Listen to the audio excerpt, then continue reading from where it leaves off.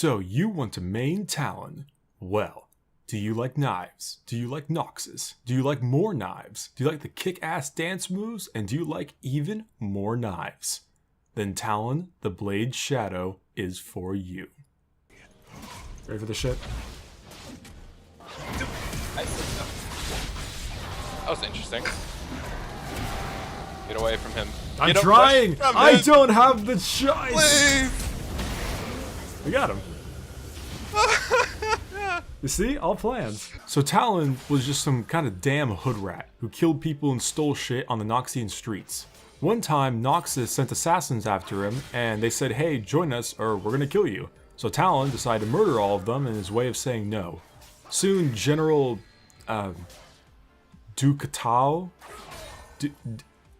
no, aka Katarina's dad, finally beat him and then forced Talon to join the Noxian assassins or be killed. So now Talon basically works for Noxus and is one of the best blade masters in the land, along with Katarina and her dad, Decatao. Yeah.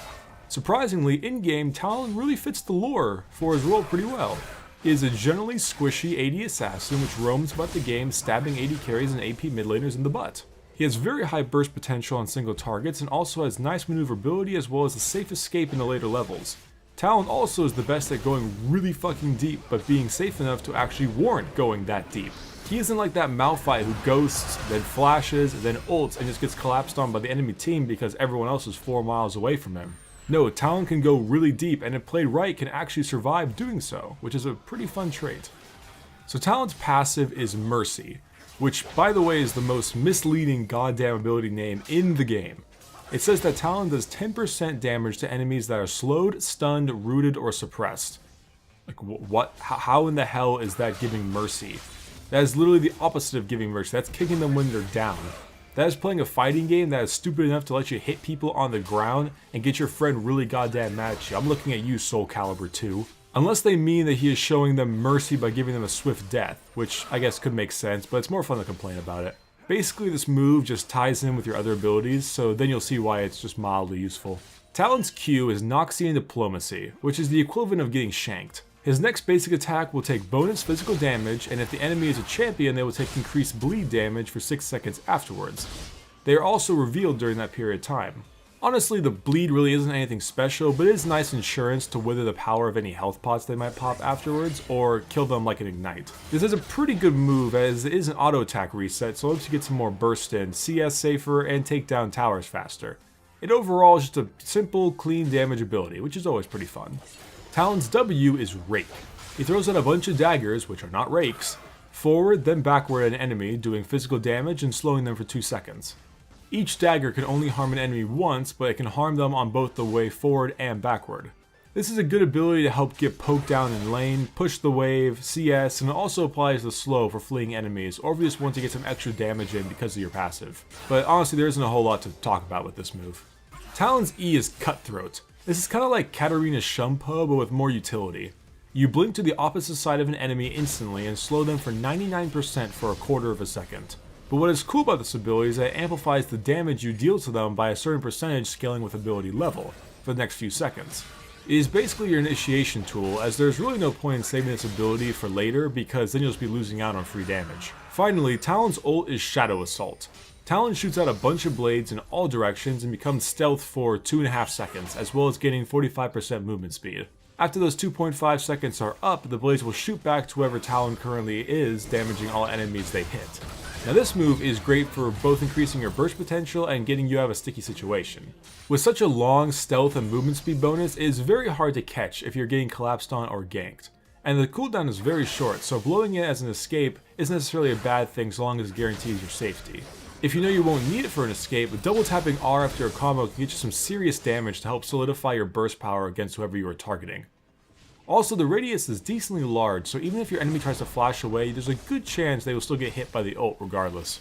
When it comes to maxing your skills, it kind of depends on the situation, but WQE seems to be the most reliable.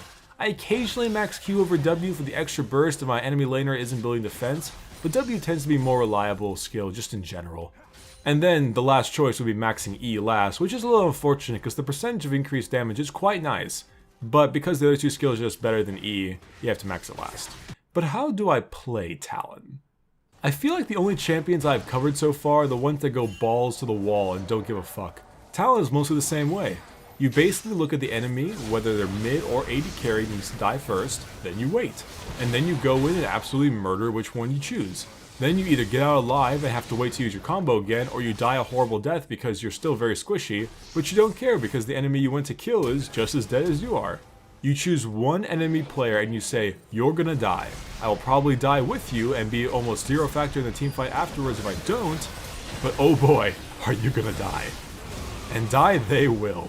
Landing any form of crit during your combo, especially on your Q, can pull off some ludicrous damage numbers.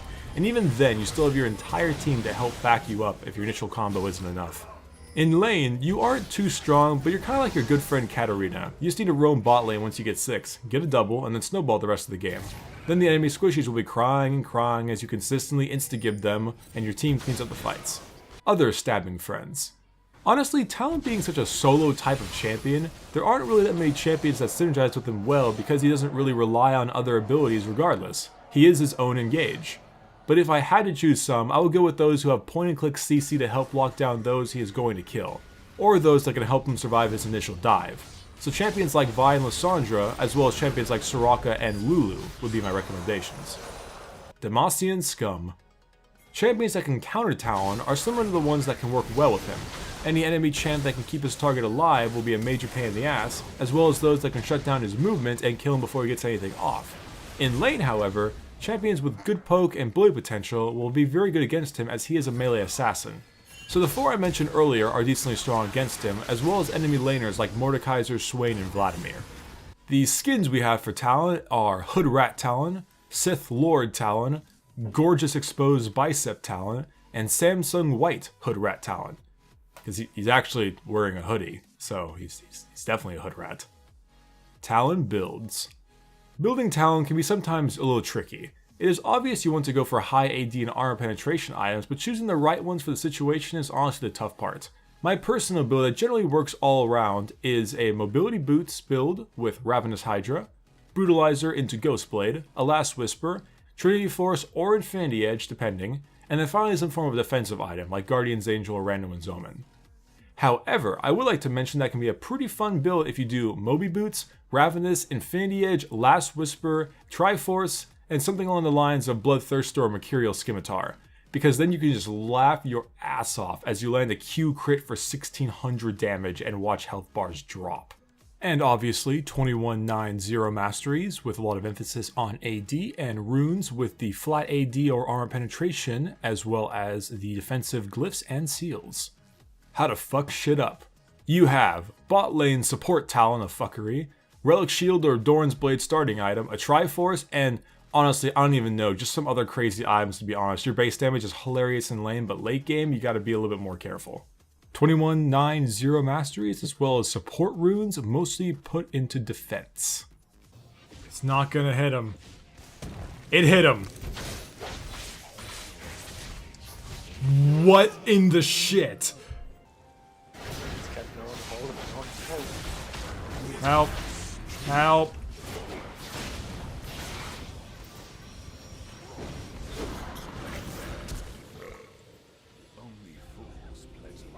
Oh, you went that way, huh, Sonny?